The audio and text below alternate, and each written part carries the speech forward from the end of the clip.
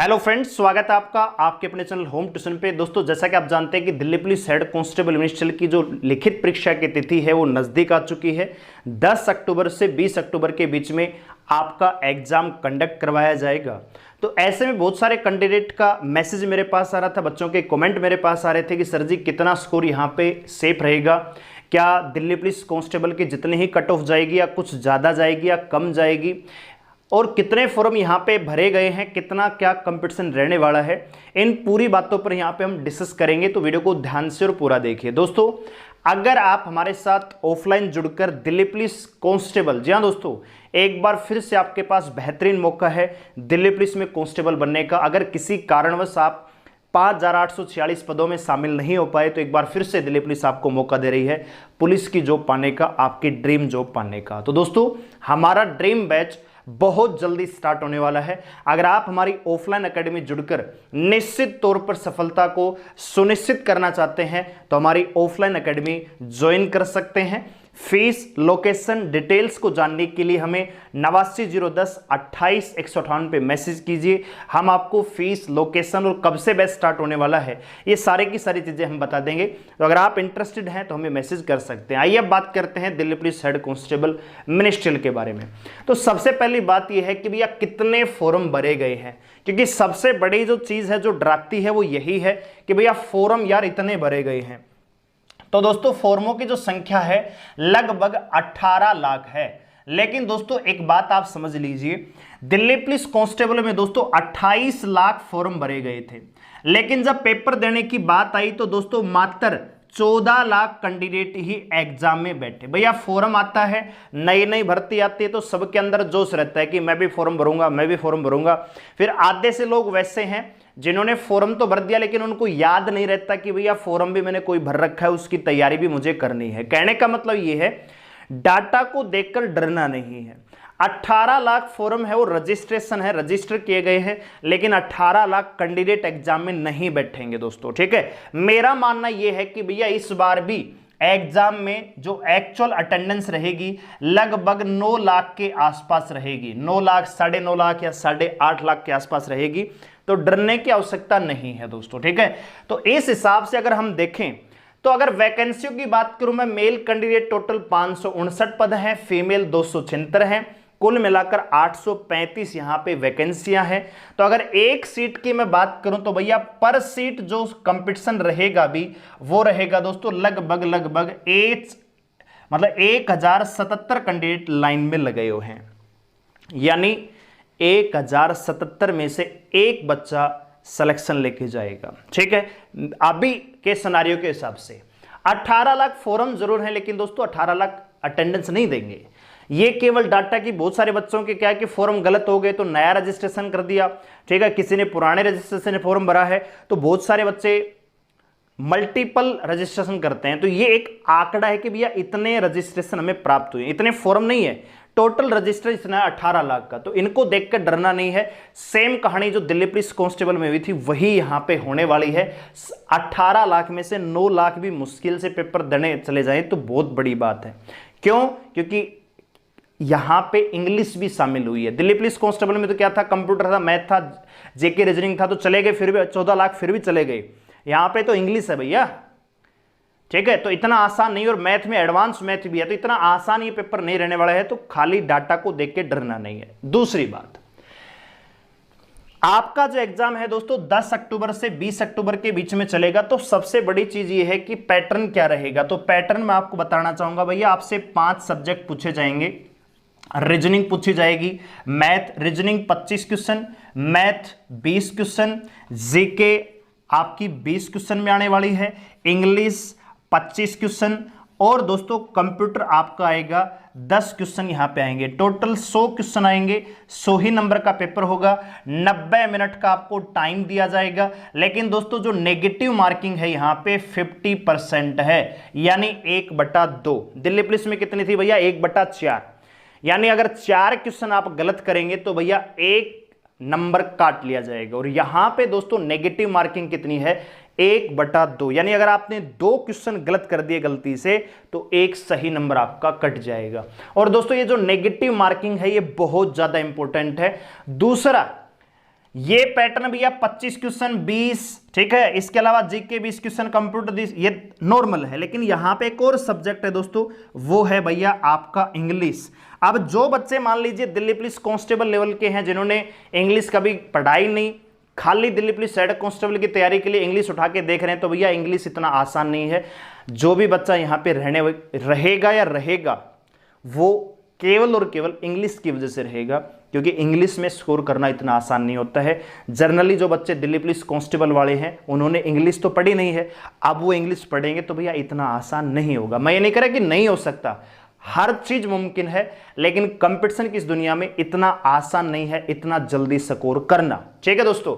तो मेन चीज है कि भैया सबसे बड़ी चीज तो है नेगेटिव मार्किंग, दूसरा है यहां पे इंग्लिश। और मैथ में दोस्तों जो दिल्ली पुलिस कांस्टेबल था उसमें एडवांस क्वेश्चन नहीं था, सिंप्लीफिकेशन था, नंबर सिस्टम था, थोड़ा सा टेक्निकल दिया हुआ था, लेकिन इसमें एडवांस भी है। ट्रिग्नोमेट्री के क्वेश्चन आएंगे, ज्योमेट्री के, अलजेब्रा के क्वेश्चन आपको देखने को मिलेंगे, मेंसुरेशन के क्वेश्चन देखने को मिलेंगे। तो यहां पे पेपर उतना आसान नहीं रहने वाला है, ठीक है। बोलने का तो कट ऑफ 70, 75, 80 तक भी बोल रहे थे, कांस्टेबल में बोल रहा था भैया 84 जाएगी, 85 जाएगी, ऐसा कुछ भी नहीं है। हम आपको बताएंगे उतना स्कोर करिए आप। अगर आपका सिलेक्शन ना हो तो भैया चैनल बंद कर देंगे, ये गारंटी हम आपको दे रहे हैं। लेकिन उतना स्कोर आपको करना पड़ेगा, रोज स्कोर। आपको पता है कि जब यहां पे नॉर्मलाइजेशन लगेगा, तो दोस्तों नॉर्मलाइजेशन में सबसे बड़ी चीज होती है आपकी एक्यूरेसी। अगर आपकी एक्यूरेसी 90 या 90% से ज्यादा है तो नॉर्मलाइजेशन में स्कोर उतना ही ज्यादा इंक्रीज करता है। अब आपने 100 क्वेश्चन अटेम्प्ट किए, 50 आपके गलत है, 50 आपके सही है, तो एक्यूरेसी बहुत खराब हो जाएगी, तो नॉर्मलाइजेशन में ज्यादा फायदा नहीं मिलेगा। तभी आप देख रहे होंगे कि सेम शिफ्ट में, सेम पेपर में एक बच्चे को 2 नंबर का फायदा हुआ, जबकि उसी शिफ्ट में दूसरे बच्चे को 8 नंबर का फायदा हो गया, और किसी किसी को 12 नंबर का फायदा हुआ। तो ये डिपेंड करता है आपकी एक्यूरेसी पे। आप 10 क्वेश्चन अटेम्प्ट कीजिए, आप 10 के 10 ही सही होंगे तो 100% आपकी एक्यूरेसी रहेगी, नॉर्मलाइजेशन में बहुत ज्यादा फायदा आपको रहेगा। तो कोशिश कीजिए कि एक्यूरेसी आपकी 90% से प्लस रहनी चाहिए। अटेम्प्ट उतने ही कीजिए जितने आपको आते हैं, क्योंकि दोस्तों लगता है पेपर में कि ये क्वेश्चन भी मेरा सही होगा, ये क्वेश्चन भी मेरा सही होगा, लेकिन जब घर आके मिलान करते हैं तो गलती हो जाती है कि यार ये गलत कर दिया, ये गलत कर दिया, और वही छोटी छोटी गलतियां ले डूबती हैं। इसलिए उतना ही करना है जितना आए, क्योंकि नेगेटिव मार्किंग कट के नॉर्मलाइजेशन जब बनेगा तो नुकसान ज्यादा हो सकता है फायदे के बजाय। इसलिए ज्यादा फायदा लेना चाहते हैं तो भैया आपको एक्यूरेसी पर ध्यान देना है। जो क्वेश्चन 100% आता है उन्हीं को अटेम्प्ट करना है। फिर जो बचे हुए क्वेश्चन है उनमें से अगर आप 2 ऑप्शन एलिमिनेट कर पा रहे हैं तो आप उसको टिक कर सकते हैं। जो क्वेश्चन बिल्कुल अनजान है आपसे, जिसको आपने ना तो देखा, ना पढ़ा, ना आपको आता है, उसके साथ छेड़खानी करने की आवश्यकता नहीं है, क्योंकि वही क्वेश्चन आपको ले डूबेगा, ठीक है। तो ये रही जी मोटी मोटी बात कि भैया फॉर्म तो 18 लाख भरे गए, लेकिन 9 लाख ही कैंडिडेट बैठेंगे, 1000 के आसपास आपकी कंपटीशन रहेगी। दोस्तों आपको मैं इवेंट बताऊंगा, पहले आपका सीबीटी होगा और उसके बाद आपका पीएसटी और पीईटी होगा, फिर जाके आपका टाइपिंग का नंबर आएगा दोस्तों, ठीक है। अब टाइपिंग तक की हम बात नहीं कर रहे हैं, हम बात कर रहे हैं भैया आप रिटन एग्जाम में कितना स्कोर करें कि आपका फाइनल सिलेक्शन भी पहुंच सकता है। फिजिकल भी इतना आसान नहीं है, क्योंकि बहुत सारे बच्चे तो रिटन एग्जाम का जो रिजल्ट आ जाएगा तब फिजिकल की तैयारी करेंगे, तो फिजिकल दिखने में आसान है, इतना आसान भी नहीं है। इसके लिए भी आपको मेहनत करनी पड़ेगी, फिजिकल की तैयारी भी आपको करनी पड़ेगी। हालांकि थोड़ा सा लेवल कम है फिजिकल का, लेकिन फिजिकल है भैया, दौड़ना तो पड़ेगा, ठीक है। तो आइए अब हम बात कर लेते हैं यहाँ पे फिजिकल में कितने कैंडिडेट यहां पे बुलाए जाएंगे। तो दोस्तों वैकेंसी का लगभग 20 गुना कैंडिडेट यहां पे बुलाए जाएंगे। तो ओवरऑल देखा जाए तो लगभग 17,000 कैंडिडेट रिटन एग्जाम में पास होंगे, जिनको फिजिकल के लिए बुलाया जाएगा, ठीक है। अच्छा जी, तो अब हम आ जाते हैं भैया जो आपका मेन पॉइंट था कि जी कितना स्कोर यहां पे सेफ रह सकता है, ठीक है।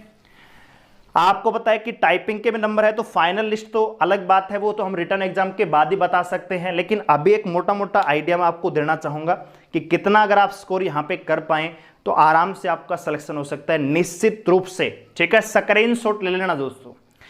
भैया सबसे पहले हम बात करेंगे मेल कैंडिडेट और फीमेल,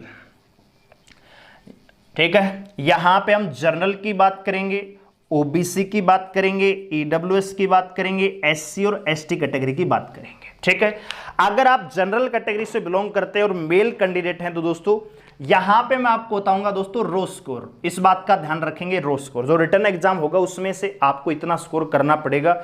अगर आपने इतना स्कोर किया तो कोई माइक का लाल आपका सिलेक्शन रोक नहीं सकता। स्क्रीनशॉट ले लेना दोस्तों, ठीक है। हालांकि जो कट ऑफ बनेगी वो नॉर्मलाइजेशन के बाद बनेगी, लेकिन अगर आपका रो स्कोर इतना रहेगा जो हम बताएंगे तो निश्चित रूप से आप पास होंगे और सिलेक्शन तक के नंबर आप लेके जाएंगे। बात आ रही समझ में? तो भैया अगर जनरल कैटेगरी की बात करूं मेल कैंडिडेट, तो आपको रिटर्न एग्जाम में 65 से 70 के बीच में अगर आप स्कोर कर पा रहे हैं विदाउट नॉर्मलाइजेशन तो आराम से आपका सिलेक्शन हो सकता है। क्योंकि दोस्तों इसके बाद फिजिकल है, फिजिकल के बाद टाइपिंग होगी, तो टाइपिंग में भी सारे बच्चे 25 वाले नहीं रहेंगे, कोई बच्चा 15 लेगा, कोई 20 लेगा। तो ओवरऑल अगर आप देखेंगे जिस बच्चे की टाइपिंग थोड़ी सी कमजोर है वो रिटर्न में नंबर ज्यादा लेने की कोशिश करेगा, जिसकी टाइपिंग बहुत बढ़िया है वो रिटर्न में 5 नंबर का गैप भी रहेगा तो कोई दिक्कत नहीं है। तो ओवरऑल एक बैलेंस ही बना रहता है। ठीक है, तो जनरल कैटेगरी आप रिटर्न एग्जाम में अगर 65 से 70 रो स्कोर कर पा रहे हैं तो निश्चित रूप से आपका सिलेक्शन होगा, लिख के ले लीजिए।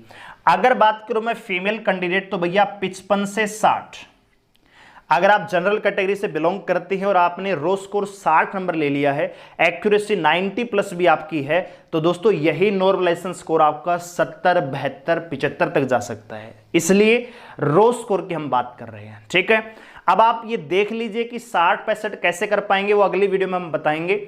अभी आप इतना ध्यान रखिए कि इतना स्कोर आपको करना है। ओबीसी कैटेगरी की बात करूं तो दोस्तों 62 से 65 का स्कोर आपको करना पड़ेगा मेल कैंडिडेट। अगर आप फीमेल हैं तो भैया 52 से 55 का आपको स्कोर करना पड़ेगा। एडब्ल्यूएस कैटेगरी की मैं बात करूं दोस्तों तो भैया 55 से 56, लगभग 55 से 57 मान लीजिए, 56 मान लीजिए, 1-2 नंबर का कोई फर्क नहीं होता है। एससी और एसटी कैटेगरी की बात करूं तो एसटी कैटेगरी दोस्तों 58 से 60, जबकि एसटी से अगर आप बिलोंग करते हैं तो लगभग 55 से 57 का आपको स्कोर करना पड़ेगा। ठीक है, इतना स्कोर आप कर लीजिए अपनी अपनी कैटेगरी के अनुसार। अगर आपका रिटर्न एग्जाम पास ना हो और आप एक्यूरेसी पे ध्यान रखिए, बस अगर आपकी एक्यूरेसी 90 प्लस है और अगर आपने इतना स्कोर किया है और अगर आपका सिलेक्शन ना हो सारे इवेंट पास करने के बाद, तो भैया चैनल बंद कर देंगे, ये लिख के दे सकते हैं। ठीक है, बहुत सारे आपको बताएंगे कि भैया 80 प्लस जाएगी, 75 प्लस जाएगी। भैया नेगेटिव मार्किंग 50% है, 2 क्वेश्चन गलत करते ही स्कोर घट जाएगा। जो स्कोर आपने गलत किया वो तो नंबर कटेगा ही कटेगा, जो आपने सही कर दिया एक नंबर वो भी काट लिया जाएगा। तो नेगेटिव, और पेपर इतना आसान नहीं आने वाला जितना दिख रहा है। ठीक है, हालांकि पेपर का लेवल CHSL MTS लेवल का रहेगा, लेकिन इंग्लिश है, मैथ में एडवांस है, तो बहुत सारे बच्चे जो कांस्टेबल की तैयारी करते हैं तो वही बच्चे आएंगे। कुछ बच्चे होंगे जो CGL CPO की तैयारी करने वाले हैं तो वो स्कोर ज्यादा कर पाएंगे। कट ऑफ बनती है एक एवरेज स्कोर के अकॉर्डिंग। एक बच्चा 85 का स्कोर कर रहा है, एक बच्चा 50 का स्कोर कर रहा है, तो कट ऑफ 85 नहीं बनेगी। 85 और 55 के बीच का जो एवरेज रहेगा वो कट ऑफ होती है। ठीक है, कट ऑफ का मतलब यहां पे कि अगर आप सबसे नीचे वाला कैंडिडेट जिसने 70 नंबर ले लिया वो पास हो जाता है, सिलेक्शन लेके जाता है। बात आ रही समझ में? चलिए, अगर मैं ईडब्ल्यूएस कैटेगरी की बात करूं फीमेल तो भैया 46 से 48। ठीक है, एससी कैटेगरी की मैं बात करूं तो भैया 48 से 50 रो स्कोर की मैं बात कर रहा हूं। और अगर आप बिलोंग करती हैं एसटी कैटेगरी से तो आप स्कोर कर लीजिए 46 से 47। Return exam with raw score है, नॉर्मलाइजेशन नहीं है दोस्तों।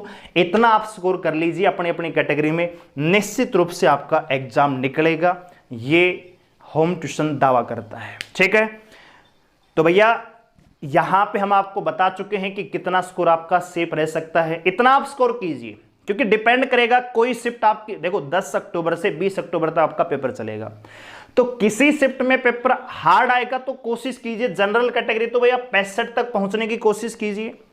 अगर शिफ्ट थोड़ी सी आसान आती है तो भैया 70 तक पहुंचने की कोशिश कीजिए।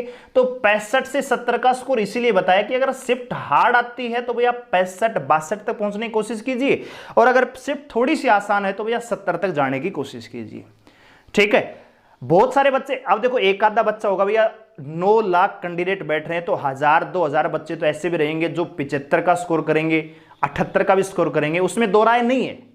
लेकिन कट ऑफ भैया 75-78 नहीं जाती, कट ऑफ जाती है एवरेज स्कोर के अकॉर्डिंग। ठीक है, तो अगर आप इतना स्कोर कर पाते हैं रिटन एग्जाम में विदाउट नॉर्मलाइजेशन और 90% एक्यूरेसी, तो आप आराम से रिटन तो पास होगा ही होगा, आपका फाइनल कट ऑफ भी यहां से पार हो सकती है, बशर्ते आप फिजिकल और टाइपिंग पास कर जाएंगे तो। ठीक है, तो ये ओवरऑल आपका जो आपके डाउट आ रहे थे लगातार कि सर जी आपकी वीडियो नहीं आती है, दिल्ली पुलिस के ऊपर वीडियो ही बनाना बंद कर दिया है, तो भैया हमारा फोकस दूसरे एग्जाम पे था इसलिए इस पर वीडियो नहीं बना पा रहे थे।